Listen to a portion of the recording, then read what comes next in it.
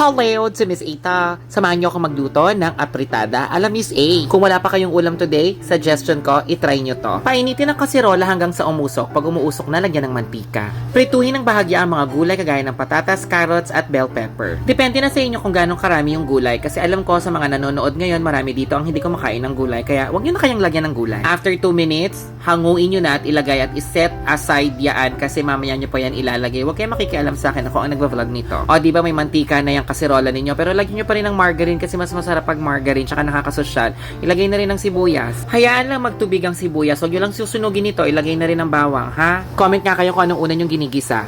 Bawang o sibuyas. Pag nag-translucent na, ilagay na ang hilaw na manok. May option din dito ha, piniprito din ito ng bahagya, tapos tsaka inilalagay. Pero ako, diniretso ko na. Hindi na ako nagprito-prito kasi nga maaksaya sa gas, kaya bumibili ng gas namin. Naglagay din ako ng patis at paminta. Naglagay din ako ng paprika. Pero nakita ko lang yan sa cabinet namin. Kaya nilagay ko na, sayang naman. Pero sa totoong buhay, wala naman akong ganyan. Wala rin ganyan si nanay. Hindi nga niya alam na paprika yan.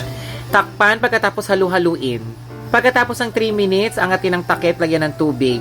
Pag kumulo, haluin lang at lagay na ang ating tomato sauce. Isang malaking tomato sauce ang nilagay ko ha. Huwag kayong mag-aksaya. May natitira pa yan sa loob. Lagyan ng tubig. Sa pagluluto ng apritada, may kanya-kanyang version ha. Kanya-kanya din ng ingredients, kanya-kanyang dami, sangkutsa, estimate, bahala na kayo. Nilagyan ko na rin siya ng Knorr chicken cubes. Tapos naglagay din ako ng tomato paste. Optional din ng tomato paste ha. Pampakulay lang yan, tsaka pang thick ng sauce. Haluin lang ng maigi. Hayaan na lahat ng ingredients ay bumalot sa mga manok, mag-incorporate nga, 'di ba? Sa itsura parang inalalasap na ako at parang ang dami kong kakainin ngayon. Pagkahalo, ilagay na ating mga gulay, patatas, carrots at bell pepper. Kailangan magsama-sama sila at equally divided at para silang nagko-conference meeting. Isa sa mga sikreto para sumarap ang inyong apritada, lagyan ito ng keso. Optional din yan ha, pero ako dinagdagan ko pa kasi nga gusto ko cheesy.